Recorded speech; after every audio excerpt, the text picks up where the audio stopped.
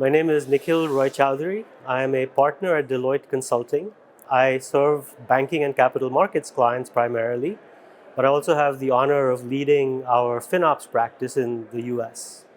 So among our clients, we see a kind of a range. So some of them are more reactive and some are more proactive. And by the reactive ones, I think largely driven by the pandemic a few years ago, there was a massive acceleration to adopt the public cloud.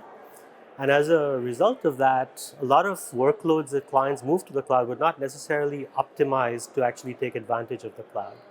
So the reactive piece of this is companies after the fact. On the proactive side, we see a lot of our clients that are starting to think about public cloud as another option to host their applications, are starting to think about like managing the cost and the performance of those applications proactively, and are actually approaching us for advice on what best practices, how to set up a team to actually stand up the capability for the enterprise. From our experience, we see a range of kind of pushes. I think the top down is very effective because you start getting that executive buy-in and you start getting the executive then sponsorship behind it. So it tends to carry a lot more weight.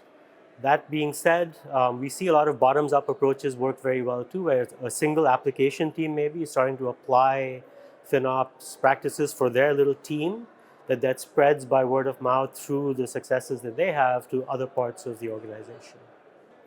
So I think the first thing to think about is I think the mistake people make is to think that a tool is going to solve all your problems. It's often not about the tool.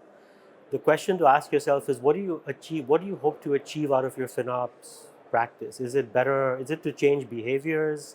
Is it to drive more like efficiencies? Because there could be a multiple tools that can actually help you achieve those goals. So I think the mistake to avoid is to not over-index on the tools as being the answer to everything. Typically, when we see organizations starting out, I think one thing I always recommend my clients do is to write a simple charter. What is your FinOps team going to do? How are you going to do it? And then by when are you going to do it? So a simple roadmap really helps to start to build the case for it. For companies that are more mature on that spectrum, we found that a combination of gamification helps. We are starting to show data across different application teams, different business units that start to show the different actions that teams are then taking. And it starts to build a little bit of a healthy competition among teams, and that also helps to start to change behaviors and start to get adoption. I think I touched on one of them, which is don't start by focusing on a tool. Start by focusing on the right capabilities that you want to actually then implement.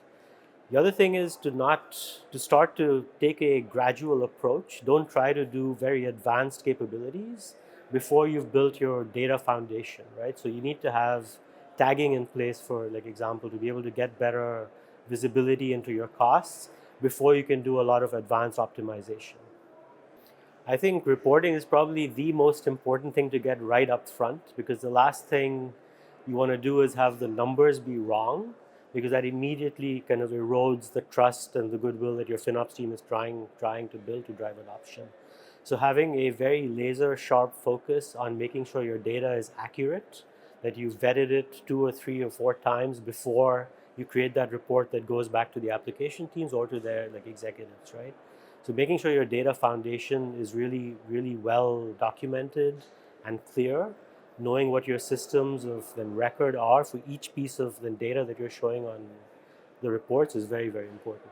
So I think a great way to build trust is to actually show them some small wins. You might want to take an optimization project back to your clients, to your customer team, maybe it's an application team, and show them how you can actually achieve savings or the optimization, and how best to actually position that with their line of business and CIOs. Showing them small wins and how the FinOps team can actually enable the engineering teams to show these small wins is a great way to start to build trust, because they will want to work with you more and they'll want to engage you for bigger and more impactful projects.